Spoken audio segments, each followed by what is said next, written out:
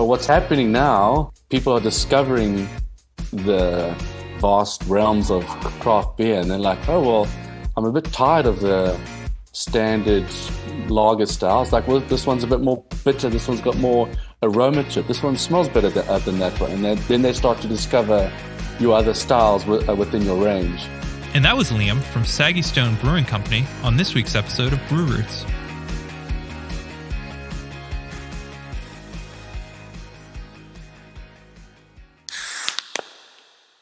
Thanks for tuning in to another episode of Brew Roots, where we tell the stories behind your favorite beer. This is Sound Guy Ryan, and joining me, as always, is Matt and Erica. What up, everyone out there in podcast land? What up, what up? Hello. We had an awesome episode last week. I wanted to thank Chelsea for doing the episode with us from Firestone Walker, which you may or may not have heard of. Maybe. Yeah. No, it was an awesome episode. We learned a ton about beer sensory. And really cool like off flavors and different experiments you can do at home to kind of like learn about those flavors. It was nasal. awesome. Yeah, I totally went out of my way to try those with all the beers that I've had this weekend, and even wine, which it worked on. Why not? Why not? Yeah. Great beer. Ryan, what were you drinking this week? It's a Winter Hill. This is the Tommy Point, one of their IPAs. It's pretty low ABV. It's like a 5.6 or something like that. Currently, I am drinking a Battery Steel Flume, their double IPA. It's absolutely brilliant, as always. Brilliant. What about you, Erica? Oh, I've been having some honest waits. I've got myself a little mix pack recently of some of their stuff. Really good beer. I love what they're doing out there in Athol, Massachusetts. Athol. And then I had some Angry Orchard because, well, why not? We just talked to them, so it just felt right. Spoiler alert. Spoiler alert. That's right, yeah. But otherwise, yeah, just same old, just lots of mass beer and local stuff. Yeah, I have been drinking a lot of Jack's Abbey, which you've listened to the last two episodes. You would know that. I think you mean at least 2 years. For the last 2 years. Yeah. Them Seriously? and Notch. That's all I've drank for the last 2 years. But today I actually drank Paradiso, which is a beer from Great Notion Brewing Company. And I'm sure if you're on Instagram, you know who they are. Which was a tart ale with dragon fruit, passion fruit, and coconut. Sounds delicious. And Ryan and I shared a monkish beer this weekend, which was that beer cool. slapped. Yeah. I took a sip or a couple sips, and I'm like, I have to see what this beer looks like. And man, was that a hazy boy. Yeah. But absolutely delicious. Delicious. Yeah, it was. Again, I'm on that journey to continue to drink New England style IPAs lately. I've been drinking a lot He's of on them. a kick right now. Yeah. The day we drank that monkish was the day that we force carbed our beer. Yeah. And got it ready. The force carb worked, it sounds like, which is pretty cool. It worked. We were able to hit, the desired mouthfeel and carbonation that we wanted. Yeah. I don't know if I'm crazy about the flavor of the beer. And that has nothing to do with the brewing process. I think it was our fermentation process. I think we maybe had. Maybe the flavors, like the mango, like you're saying. Yeah, I think the mango and the hibiscus. We just can't brew beers with adjuncts right now, right? We gotta get better. Well, standards. I think the fermenting temperature played a huge role. Because we didn't have room in the refrigerator, so we had to keep it out in what is supposed to be a cold room, right around like the 65, 63 degrees. Yep. But, it's not always going to be that consistent, Yeah. Thanks, Grandma. Thanks, Grandma. No. But, it's next time, we'll see if we do a brown ale or an IPA. Yeah. Matt wants to do a brown ale, and I want to do an IPA. We're actually going to be live streaming a Wrestling to the Death event to decide what beer we brew next. I will be wrestling Ryan to the death. And you should In vote oil on bath. and you should vote on what we should wear. Which Ryan's Or options nothing. will be nothing or nothing. So it's an easy vote. And I will be wearing a full bodysuit so you can see me. Love it. So what's going on in the beer world? Oh, just the usual. As you know, breweries are already shipping out beer everywhere. It's like the new thing. It's much safer. Just It's very easy. in. It's awesome. Yeah, highly recommend. But Notch is taking it a step further, That's right. and they're doing a beer subscription. I believe it might only be for Massachusetts right now, but it's a monthly subscription. You get like the first week every month, and Yeah. beers. It looks really cool. We're going to provide the link in the doobly-doo below. The doobly-doo. And you can find out more information about that. But, Notch being one of our favorite faves. breweries, Yep. honestly. It's so exciting because they've been doing a lot of cool things with their can art and just the brewing style that they did. They have a Their beer is just amazing. 2.3% beer right now, Yes. 2.8. Yeah. Yeah, I just bought it. I haven't tried it yet. It's probably tonight's drink, but yeah, pretty cool that they do that. Yeah. Ryan, you mentioned something off air about a spruce tip beer. Yes. So every year I always look forward to Sylvaticus doing their spruce tip beer, and I just saw a Instagram post today that it is out and ready to go. Oh, I know where Ryan's going this That's weekend. exciting. Absolutely. Yeah. I A mean, few breweries do those. They're really cool. yeah, Seasonal thing. and a lot of people do them, but a lot of people don't do them. No, I wouldn't say a lot of people. I would say there's a few local breweries. I think a lot of people try to do them, but they don't do it as good as they should be. Right, exactly. And Old Planters had one. That was good. Yep, that was good. I can't think of anything Ipswich else Ale right has now. done Yeah, one before in the Ipswich. past. Yes, Yep. yes. Banded did it. I liked theirs a lot. But what's really cool about this one is they're having a little bit of twist with Sylvaticus. They're doing blue spruce tips. Oh, balsam blue fern. I don't know. Yeah, and they say they're harvested from a secret location. Secret. Yes. So, I always look forward to this beer, so I'm super eager to go this weekend. Yeah. Nice. Not to piggyback off of secret locations and subscription boxes, but we have our own subscription secret service called Patreon. Oh yeah. Ryan, what can our listeners do? So really, it's just there for you to help us. If you like what you're hearing every week and you want us to continue doing what we're doing, it would be really helpful to us if you were to just even buy us a beer or do the other tiers where you can get merch from us and other breweries. That's right. When we were recording this episode, Erica had some Pink Boots meeting to go to, right?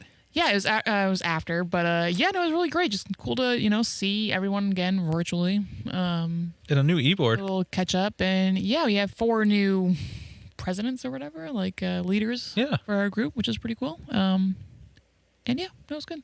Yeah, it's just good probably just to touch base. Yeah, It's been so exactly. long. It's been a while since we've all had a meeting. So it was really great just to see each other again. Yeah, I'm so excited for, the Pink Boots beers to come out.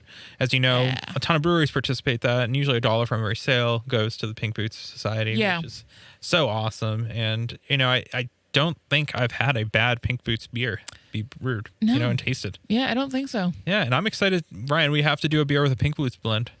We do. Yeah. Got to do it. We got to do it. So we have an awesome episode. I was not allowed to go to this episode because of passport issues. Yeah. Yeah. Yeah, you just weren't allowed. Yeah. No. Because we went to South Africa. Yeah. Yeah, it was a long flight. It was a long trip. Stop bullshitting the listeners. We did it virtually with Squadcast. Yeah, I did. God. But I also wasn't there because I Because had again, passport Squadcast issues. No, I was working. But no, this is an awesome episode. Liam seems like the man, and I love hearing what other countries are doing. Yeah, just a completely different beer scene. It's really small beer scene. They're very up and coming. They're quite a few years behind us in where we're at, but still they're working towards it, and it's just really cool to see places like that. Yeah. Yeah, kind of start their own scene. And Yeah, we were fortunate enough to talk to Aura and from England and just Yep. kind of learn about what they were doing back in the, what was that in July? We released that Yeah. episode, June, Yeah, July.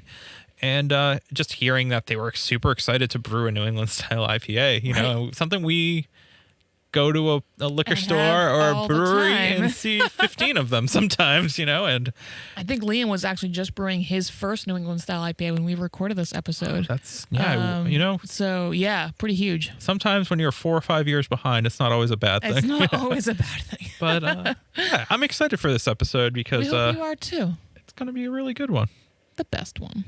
Ryan, you got anything else for our listeners? No, I do not. Well, I guess they're just going to have to wait for the outro for them to hear the news that you have. I have no news. He just wants you to listen to the outro. Well, that's That one just way to was so tease much it, fun. but you have to listen to find out if Ryan's bluffing. He's a great poker player. I am.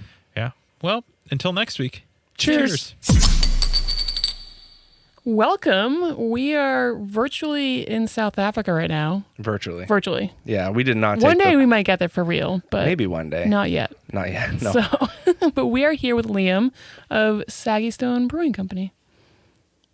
Welcome. Hey guys, it's great to be on the show, and welcome to South Africa. It would be great if you guys could make it down here at some point. I'm not sure if our borders are open to anybody from the States yet. Probably not, and I don't blame them. I don't think we're allowed to go yet either, honestly. Once we're allowed to, it'd be great to have you guys down. Yeah, definitely. So, Liam, tell us your role there and your first memory of beer. My first memory of beer, I'll get to that story a bit later. Sure. But my role at Saggy Stone started coincidentally. It was my background is mainly in advertising. So I worked for a couple of different ad agencies, and one of my clients was a fairly big beer company down this side called Namibian Breweries. And I did all the advertising for them, and I kind of knew the trade and the ins and outs. And then I got approached by a mutual friend at Saggy Stone, and they needed help with some marketing and branding and design. So I said, yeah, I'll definitely freelance for you guys. And that's when I kind of was getting into home brewing on a more serious level. I'd started off just pottering around at home, doing sort of very DIY, sour, bad beers. Your first beer wasn't great? Come on. It was an extract lager kit beer from Cooper's. It was terrible. First one. Nice. Apple lollipops that acetaldehyde. Yum. Yummy. Yeah. So then I got more into homebrewing, and there's some homebrew clubs here called the Southeasters, and we started holding competitions and doing judging, and got more into it while I'm still doing the design work for Saggy Stone. And then from there, I got retrenched from advertising. So I said, hey guys, I got more time on my hands if you need some more help. So they said, well, come on board full time. And I said, absolutely. But I was pretty much doing a lot of different things back then. I was doing the sales, I was doing marketing, I was installing taps in restaurants, I was delivering the kegs. Yeah. And then the brewer at the time, Matt, he was fairly young, and he said, like, this is not really what he had signed up for. Yep. So he resigned, and then we were sort of all up in arms. Who's going to brew the beer? Who's going to brew the beer? And I stuck my hand up. They're like, well, I can try. do it. Pick me. So, yeah, they're like, okay, well, if you really want to. And I was like, you don't have to force me. Like, I want to do this. That's awesome.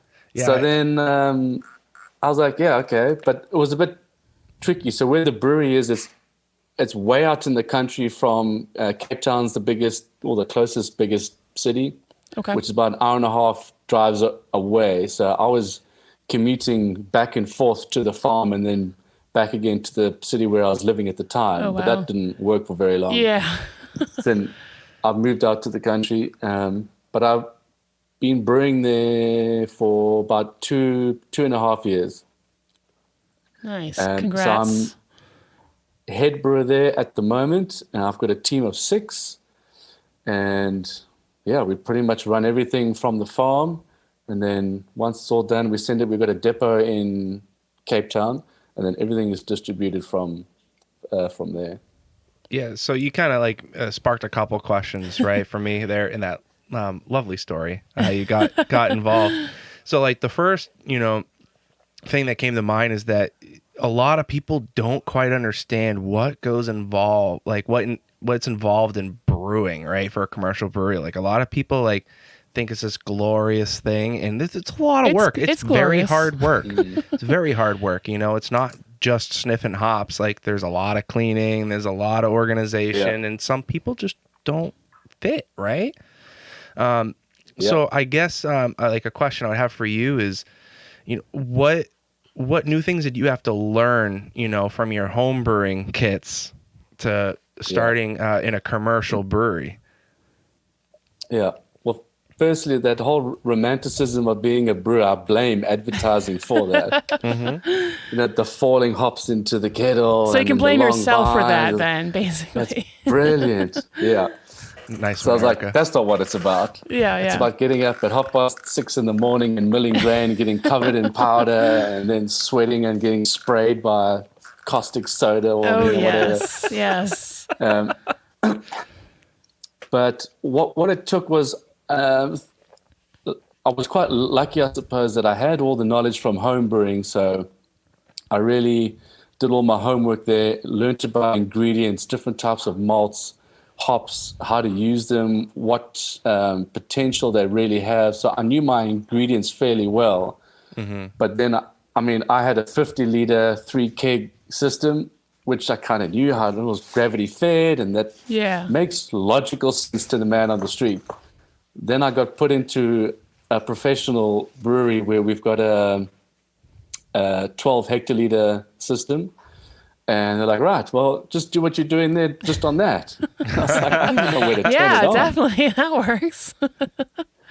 So that was my biggest learning curve.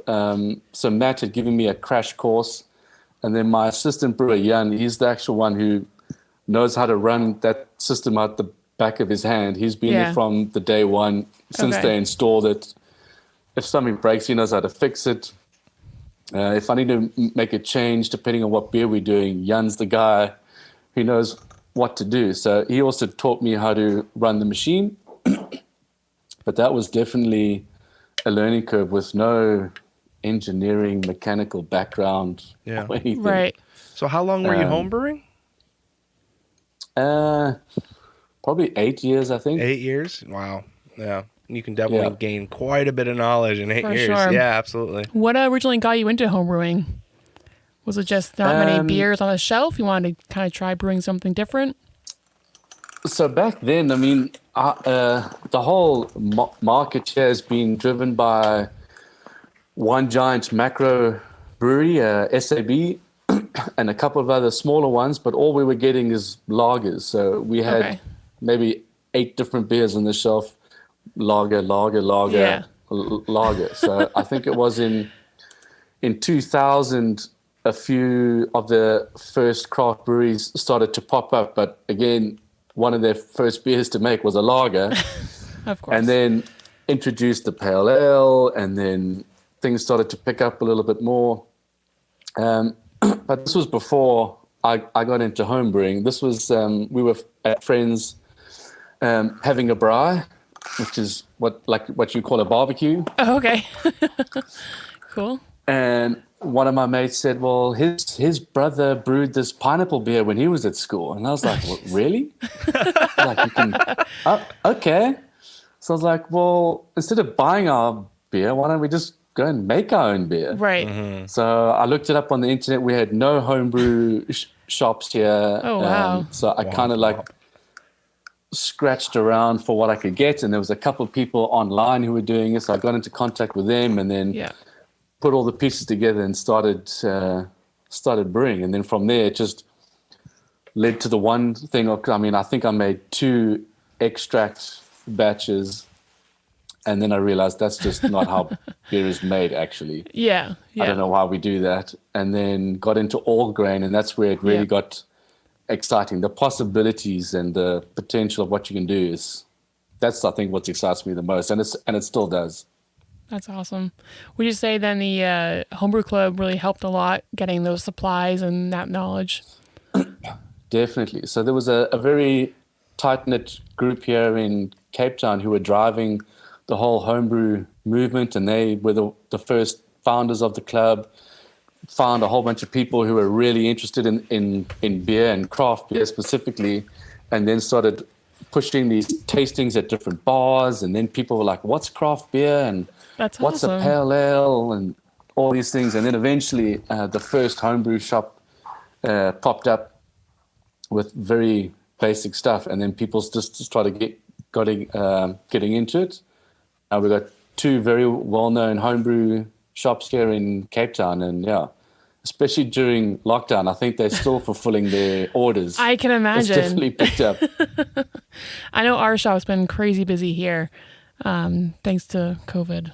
Thanks. I guess. I don't know if I can say that. Thanks but to COVID. yeah. Yeah. So Yeah. just talking about like the lager scene, right? It seems that lager is a very popular style out where you are. Is that just because of like the temperature or something? Like it's just like everyone wants the yellow fizzy stuff? Mainly, yeah. So mainly it's the climate here is that people are lager drinkers most of the time. It's above 20 or mid 20 degrees Celsius. So it's pretty warm. Yep. And then I think the South African palate, I think, is also a bit sweeter.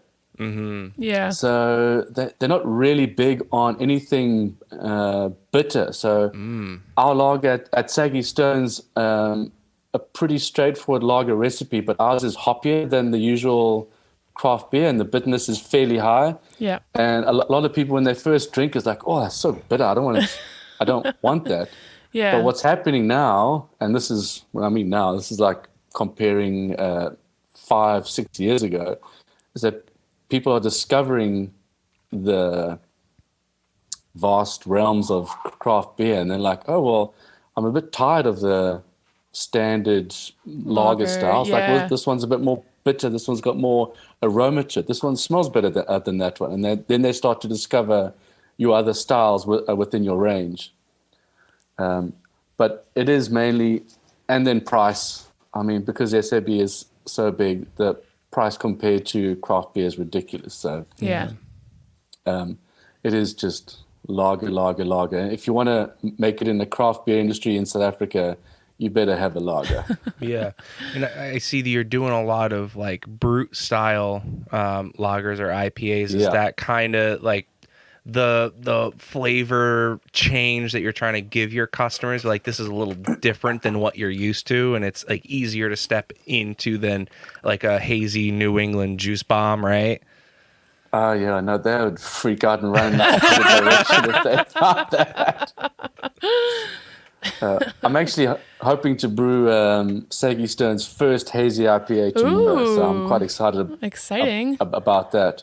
Good luck. But the brewed style was stumbled upon. So when Matt and I were doing the exchange, we wanted to, because at the brewery, the brewer's got his tank, and he can brew whatever he wants into that tank. He doesn't need approval. He can just do that. So Matt was like, "What are we going to do?" So I was like, "Well, let's do something really hoppy," because most of our beers in our range aren't that hoppy. So I was like, "Let's get out there." So he did a bit of research, and he came across, I think his name's Tom Sullivan, the guy who created the brewed IPA style in San Francisco. Yep. Yeah.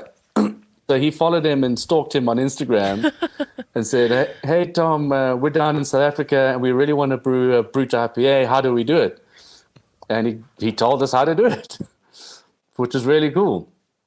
So we dealt with him, came up with the recipe, brewed the beer, and it was a hit. We only brewed 1,200 liters of it, and we canned it all, and it flew off the shelf within a month. That's awesome.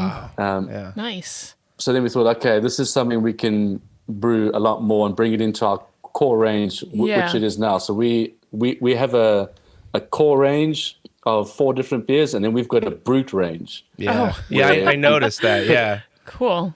So what is your core and range? We're going to build that up. The core range, we've got what we call desert lager, which is like a Helles. Okay. And we got a dark horse lager, which is like a Czech dark lager. Yep. And then we got a Rocky River Pale Ale. It's a standard American Pale Ale. We do dry hop it, so it's got a big nose to it. And then we got a California Steam, which is a California Common. So those are our four most popular. And then our brute range, the first one was called Citra Nova. So obviously using the Citra hop as the showcase. Yeah. But to get back to the whole brute point, I think because the beer is so dry and the malt bill is so light, it's easy drinking. The bitterness it's there, but it's not quite there. But it's got this punch of hop aroma, which people just really draw themselves to. And when they find the beer so refreshing, by the time you've finished, your palate's so dry, you want another one. Yeah, unfortunately, That's over a good here in sales the tactic. unfortunately here in the States, like the brewed IPA kind of came and gone. Yeah, it came and went pretty quick. There's a few Yeah. places that will still brew them once in a while, but they're not nearly as popular. Yeah, I think the customer's like, oh no, give me that hazy, juicy stuff. Like Everyone's very Yeah. obsessed with the hazy juice Yeah, here. and it's too bad because I really enjoy the brewed IPA. For your reason, it's kind of really refreshing, and you just kind of want more of Yeah. it. Yeah. Yeah. No, that's Definitely. good. So, well, just remember, we are about 10 years behind you guys. So what's trending there will come here in about 5 years' time. Yeah. I was wondering about that. Yeah. So how has it grown from 8 years ago, 6 years ago when it first started to now? So we had really good growth. So I'm just going to talk from a part of South Africa. There Yeah. are a whole bunch of craft breweries in the rest of South Africa, but the Western Cape has seen the biggest growth in the craft beer industry. So I think when it kind of took off in 2000 to 2010, we had 4 and we grew to maybe 20 odd different breweries. And then from 2012, it just exploded. And we went from 20 to 50 to 80 to 180 Wow. to 200. And I think jeez. we're sitting roughly, now that some have closed, I think we're sitting somewhere in the 200 range just in the Western Cape. Wow. That's what made And your that's growth. just, yeah. So it really went fast. And we're not talking big brews. The majority of these guys are maybe brewing just 1,000 liters to 600 liters at a time, Yeah. per batch. Yeah. So that's been really good. But then COVID came and quite a few of them have disappeared.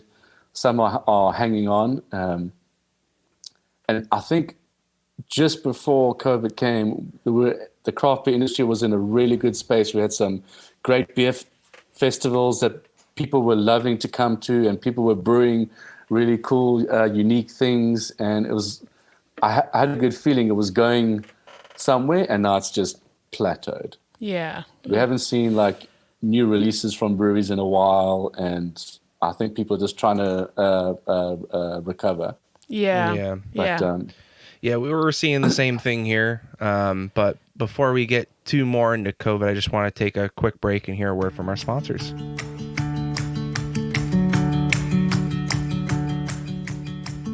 Did you know that your favorite Massachusetts breweries use hops from a local family-owned hop farm right here in Massachusetts? Our friends over at 4-Star Farms are there for you whether you're a commercial brewery or a small batch home brewer. Make sure to head over to their website today and get your hands on some of the best and freshest hops available locally. Cheers.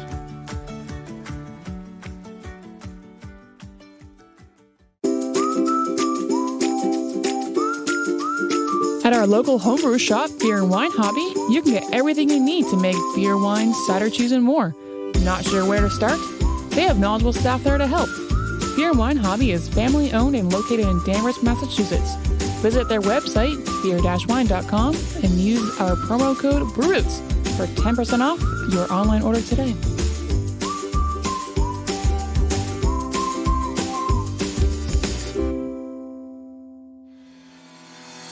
Shirks on Tap is the box subscription service where you can get some of the dopest brewery t-shirts out there. I'm talking breweries from Dallas, San Diego, and even our home area of New England. And you might ask, how do I get my hands on some? To get your first box for $5, click the link below in our description, or head on over to our website, brewroots.com. Remember, drink better beer, wear better shirts. So let's jump back a bit and talk about kind of the ingredients. Do you guys have a hard time gathering ingredients there? What hops are you using? Are you just getting your malt from places in Africa, or do you have to outsource it somewhere? Yeah, no, everything is imported from all over the world. That's why our beer is so expensive. Ah, yes. So there are local suppliers, but it's pretty much owned by SAB. So they do a pale malt, which we get the lower grades of. Obviously, they give it to all of their breweries first. We get course. whatever's left. Yeah. So it's not always amazing, but it's not bad. And then there is a hop farm where I think at the moment there's about 7 or 8 different types of hop varieties. Very cool. And I think there's about 3 of them that are really exciting.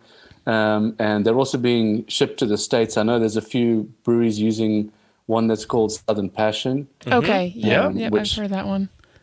Which is my favorite South African hop that we've got. There's 2 new ones, U1 108 or 1800, and there's another one with a whole bunch of letters in it. Yeah. So those 2 I haven't tried yet. I haven't been able to get them, but apparently they're also going to be fairly good aroma type hops. Cool. The rest are all more just generic bittering hops.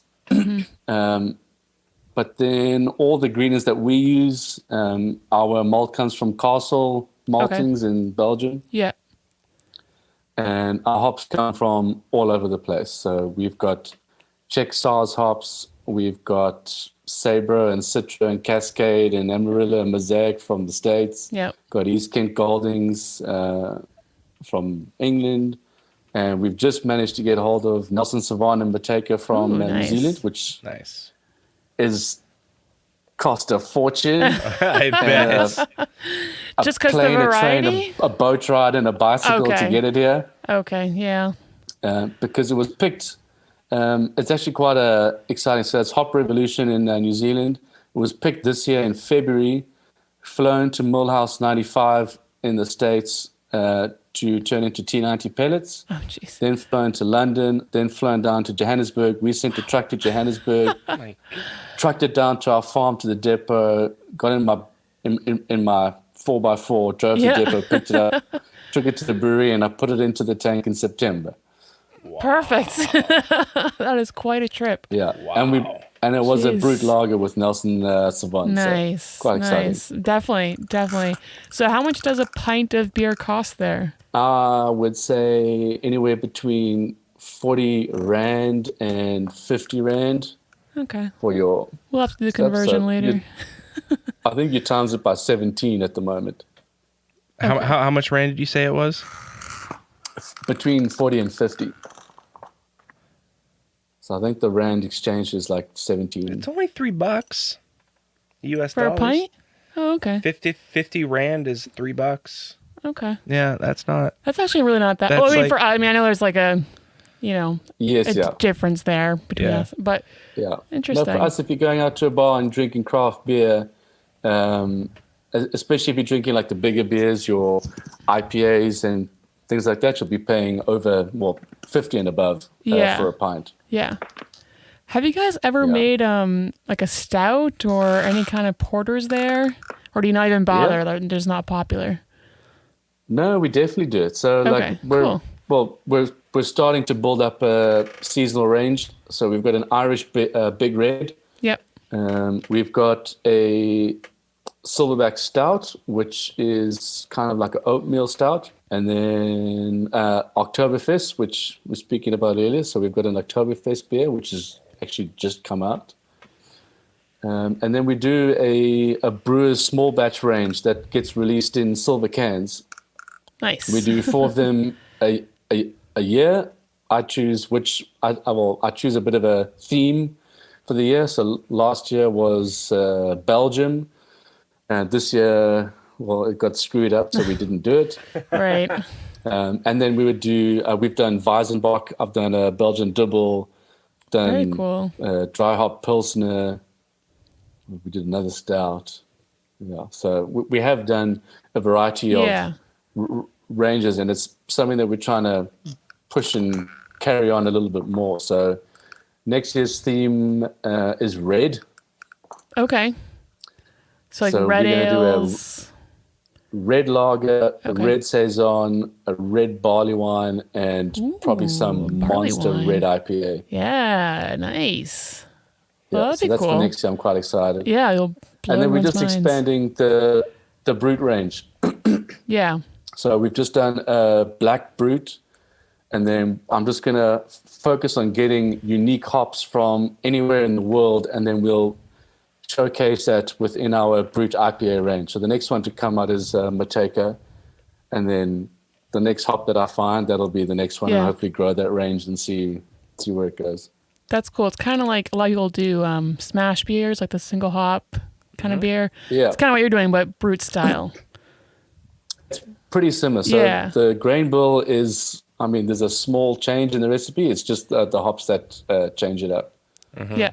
And then depending on which hop supply can get me the freshest hops at what time, that's what I take. Right. Very cool. Do you guys do like a wet hop beer with your local hop farm? Not yet. Next year. So we are working on that because I know the hop harvest is coming up soon. And one of the breweries here, Jack Black, they have done a whole cone hop pale ale before with Africa Queen. Ooh, nice. So where the brewers drove out there, picked up a whole bale, drove Yep. back that day, brewed the beer then. So Yep. It's quite the definitely process. something we're yeah, definitely something we're gonna look at for sure. Very cool. Yeah, I would say like going on with like the ingredients of beer, right? You guys on your website talk a lot about using a certain water supply, the water from the mountain. Yeah. So, Like what does that mean for you guys? Like the mineral profile, like do you have to filter it or anything?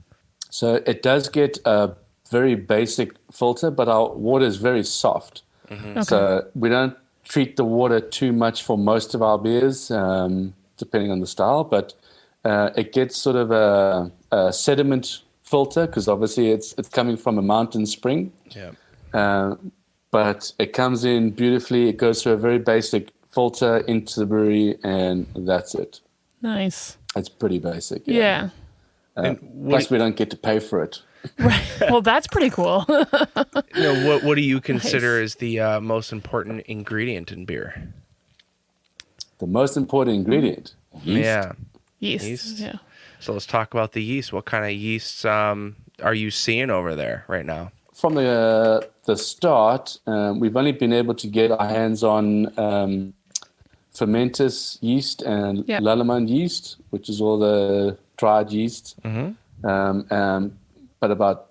I think it's about a year, maybe even 2 years. There's a local supplier now starting to provide liquid yeast. We Nice. can get liquid yeast from White Labs, Yeah. but if it's a bit of a process to get it down here, and the handling, you can never be 100% Yeah. guaranteed. So us as Saggy Stone, we've stayed away from that. I know some other breweries are doing it, and they're doing it very well. But I know there's a local supplier now who is coming up and developing a lot more liquid yeast strains and really honing them in. Cool. So that's definitely going to be taking off. But as far as Saggy Stones, we use USO5 Okay. Yeah. for the majority. Yeah. And then a couple of specialities from Lallemand. Yeah. Nice. I think everyone uses Yeah, so- USO5 at some point. Yeah. Great yeast strain. It's the versatile Yeah. strain. So you want something clean, you want something else to shine through. USO5 is the one to go for. If you bring something very specifically, then obviously have a look at your yeast strain. But at the moment, I'm just trying to focus all on hops and really portray all the varieties and what can come from it. Because a lot of people come to the breweries like, oh, wow, like we got a brewed Sabro. And like, oh, did you put coconut in the beer? I was like, no. Okay, well, did you guys throw in a whole bunch of fruit? It's like, no. Yep. It's like, where'd you get that smell from? Just from hops. Yeah. So we're just trying to push that, actually. Yeah, that's awesome. So do you guys have a tap room? Is having a tap room kind of a necessity there? Is it really helpful, or do most breweries just can and sell to the marketplace? Yeah. Most breweries do a lot in the retail trade. So whether it be cans or bottles, especially the smaller guys, it's expensive to go to a bar, install a tap, keep it up and running because you have to upfront the cost for that. The pub owner Okay. won't pay for it, especially if you're a craft brewery. So they focus more on getting bottles into a store, to fridges, whether it be cans. And then they might have a tap room where they serve the majority of their kegs from. So that's sort of where they're getting most of the volume. And those are the places that are hanging around and doing better than others. Yeah. If you don't have beer pouring out of taps here, it's quite hard to get your volumes up and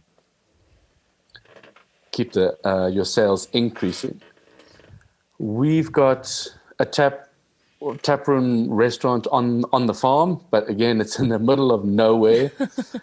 So in the beginning, people didn't really know we were even there. Yeah. Now that we're getting a bit more of a name for ourselves, people are starting to drive out. So it's nice to come away for the weekend, stay out in the country, and then on your way back, pop in at the pub and try our beers, and you can buy our beers and take them home. Yeah. So trying to become a bit of a destination brewing, but it's going to take time. Mm-hmm. Right. And then we've invested in a few spots within the city. We've got 4 at the moment that we're turning into Saggy Stone bars or tap rooms. Oh, cool.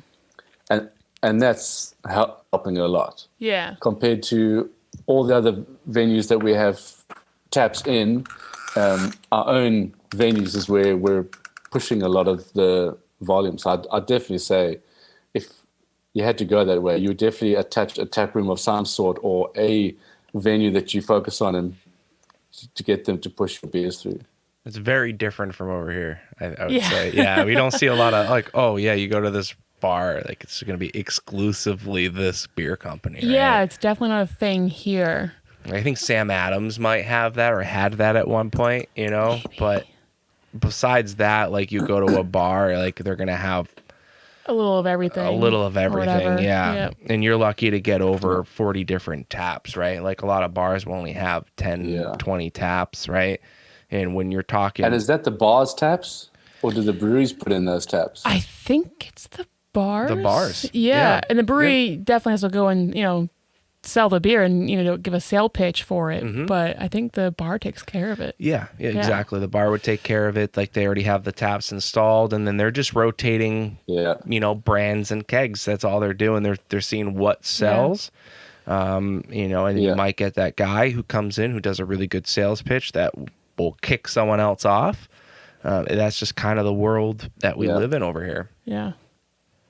That's super interesting. So it's interesting. That's what's different here. So the pubs, they will, design their pub, their kitchen, and set it all up. And then when it comes to the bar, they wait for whoever to walk in next, saying, "Oh, we'll design your bar. We'll put in taps there. We'll give you a fridge." So it's whichever brewery can go in and saying, "I'll give you a 4-tap tower. We'll install it with a 4-line chiller." Yeah.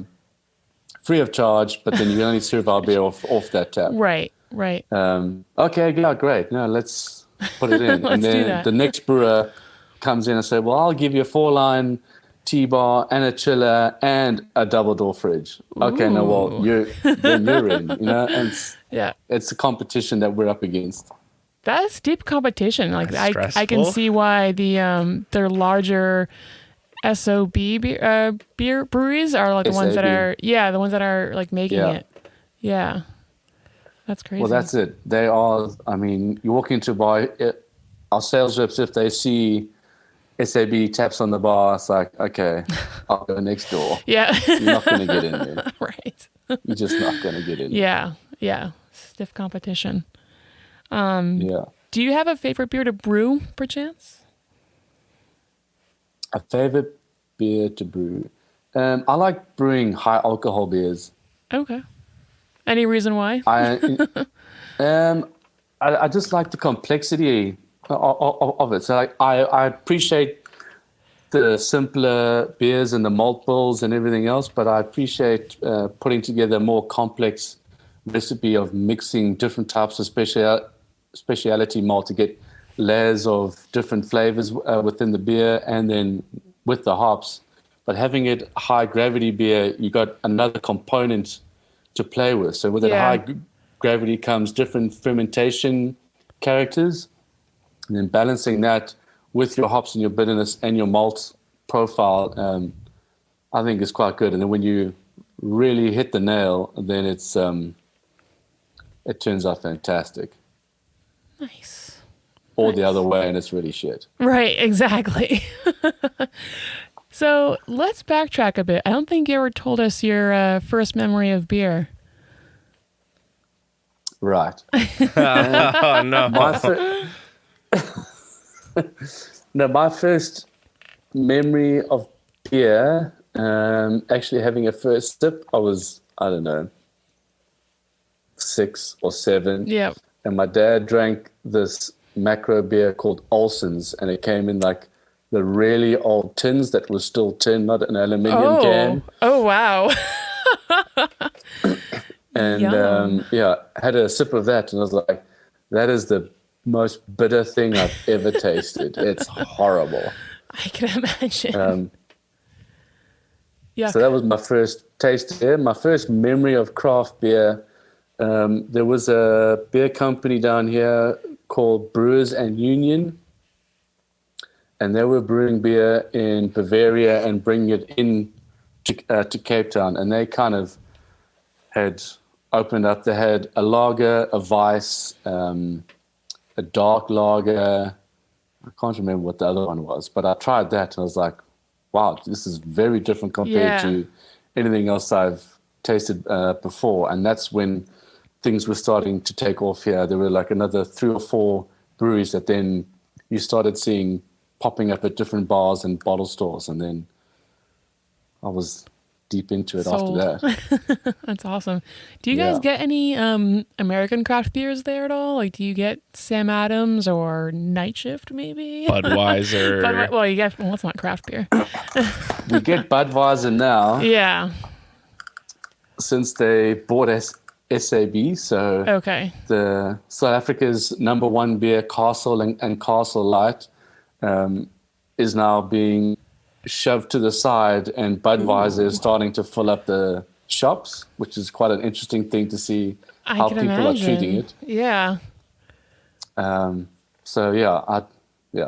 just sort of like the macro stuff. But American beers, very little. It's not available in the majority of stores. We've got a few very niche craft brewing bottle stores that you can go and get beers at.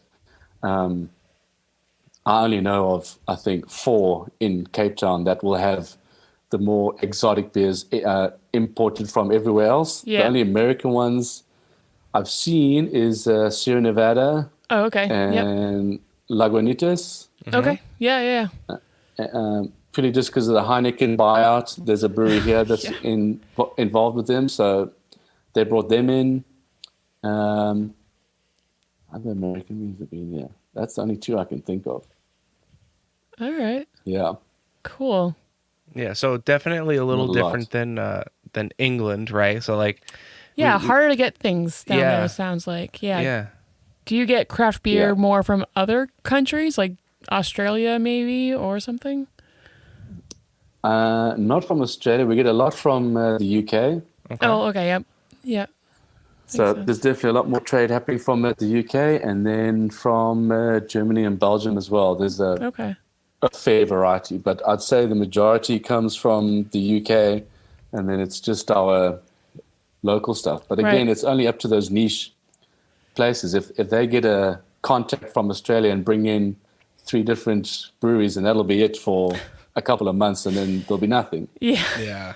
But Right. if you go to your local bottle store down the road, you're not going to find that stuff there. It'll just be the macro stuff, stuff. and then maybe a few of the local craft breweries. So Yeah. that's Gotcha. where I still think the market's got a bit more space to grow. But again, Yeah. like we're competing on shelf space against the big guys, and Do you have to pay for shelf space as well, or how does that work? not necessarily. But if you're going to the bigger retail chains, there's definitely a deal that's going to have to be done. And with the craft beer guys, we can't cut the margins that much. Right. Otherwise, we're just not going to be making any money. Yeah. Especially if I'm getting my malt all the way from Belgium and my hops come Right. halfway around the world from New Zealand. I can't cut the price on that. No, definitely not. Yeah. Well, before we continue this conversation, we do want to learn a little bit more about you. But before that, let's take another quick break. Are you a solo artist, band, podcaster, or anyone else who needs recording services? Well, we got a place for you where your vision can become a reality. Welcome to Small Pond Studios, built by hand with heart and sweat equity by musicians for musicians. Go to smallpondstudios.io to reach out to get more information. And make sure you let them know that Brewroot sent you.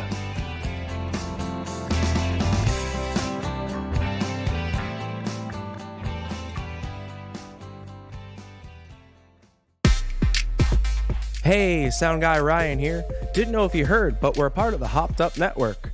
There you'll find other informative podcasts about beer. So go ahead, follow them on social media, and visit them on their website, hoppedupnetwork.com, to learn more about the people, beer, and breweries from around the country. And until next time, thanks for listening. Cheers.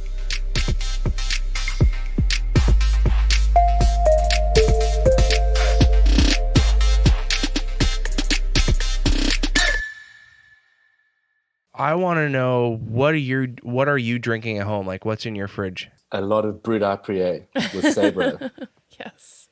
There's a benefit of being the head brewer. I have the keys to the cold room. Nice. So nice. I stole the last 4-pack of Sabro. It's now in my fridge. Perfect. Amazing. Now, do you try to support other breweries in your area? Definitely. Yeah. So but it's just hard to get, that's all. Yeah, I Yeah. can imagine. But whenever we go through to Cape Town, I try and go and stop in at one of those bottle stores and spend half my salary on everybody else's beers to see who's releasing new things and what's out there, what's the quality like. Yeah, Research. It keeps things interesting, and I want to explore and try different things that people are doing. So For sure. I'm always looking for new beers. Yeah, so around here, the community, I would say, is like the number one thing that the beer industry represents more than any other industry that I can think of. So, like, if someone's like, they ran out of malt or they ran out of a certain hop, they can just call their brewery down the street and be like, hey, do you have any of this that I can use? And I'll just, give you some more. And the other person will be like, yeah, we'll drive it down to you, right? They'll take that extra step. Yeah. Like, do you see that over where you are? Yeah, I don't think that's I think that's a worldwide phenomenon in the craft beer industry, that everybody is nice to everybody. Yeah. Nobody's spoken bad about somebody's beer or try to say something bad about a brewery of like, oh, they don't do this, or oh, their beers that, like, they all try and help each other out. We had way back before we invested in professional equipment, we had our DIY setup, and we couldn't figure out why we had the smoky flavor coming into our beer. And it had happened 2 or 3 times. We said, this is just not going to work. So we actually phoned up one of the brewers from SAB and said, please, can you come and just look at our process? And he drove up to the farm, spent the day with us, and it wasn't 5 minutes, and he went into the boil kettle, and he stuck his hand underneath there where we had the elements. He's like, yep, it's a whole lot of burnt malt stuck to there, and you haven't cleaned it. That's where your smokiness is coming from. I was like, aha, okay, thanks. Yeah. But otherwise, the community is great. There's a lot of collaborations happening more and more. So people are sharing ideas, and then there'll be a collab between these two breweries, and they launch a beer and another one over there. And we've lent hops and malts to different breweries when they run out. We also do contract brewing for guys who they don't have as many tanks, so we'll be happy to lend a tank or anything like that. Yeah, That's very cool. super friendly. If you had do you have a favorite food and beer pairing? It's either going to be chips or pizza. All right. So when you're brewing, what kind of music do you guys listen to? You guys will be shocked. Oh, I'm excited. So that was a good one, Ryan. Try me. So because my staff, they all live on the farm and they're Afrikaans. Okay. So it's kind of one of our 11 languages in this colorful country that we live in. So they listen to a lot of, I don't even know how to say it. It's called like Soki Joel music, which means like country dance, but in Afrikaans. Okay. That sounds fun, though. That's a good beat. It's very different. Right? Yeah. Very, very different. It's not something I would choose, Okay. but I let my staff choose since they're there and they're the majority and they're happy. So I was like, oh, that's not too bad. It's upbeat and keeps people moving, so it's fine. Right. That's cool. But when we're canning, no music is allowed to be played. Oh, no. Canning is serious? Canning is serious. That's hilarious. Yeah. Why? You just got to be aware of all the sounds that are happening in the brewery. Yeah. So and if there's music true. pumping in your ear and you don't hear a thing, and it's like, oh shit! And like you've 20 missed cans 5 down the lids line. Yeah. haven't caught, and the CO2 is not coming out anymore. It's just a bit of a so. I guess I can understand We're strict that. on canning day. We get a little bit psyched up as a team. We kind of like pray to the canning gods and like let it run smoothly. Let the wastage be minimal. Okay, everybody ready? Let's go. Love it. Well, we really appreciate you taking the time talking to us because I learned a lot. No, it was really cool learning about your beer scene, which we had no knowledge We of. zero knowledge, zero, zip, nada. So we want our listeners to know where you guys are physically located and also where you guys located on the interwebs, like social media. Yeah, so if anybody ever makes it down to South Africa, we're in a small town just outside of Robertson, which is actually in the middle of like one of the biggest wine routes in the world. Okay. So if you want to drink some wine and some beer, come on down. There you go.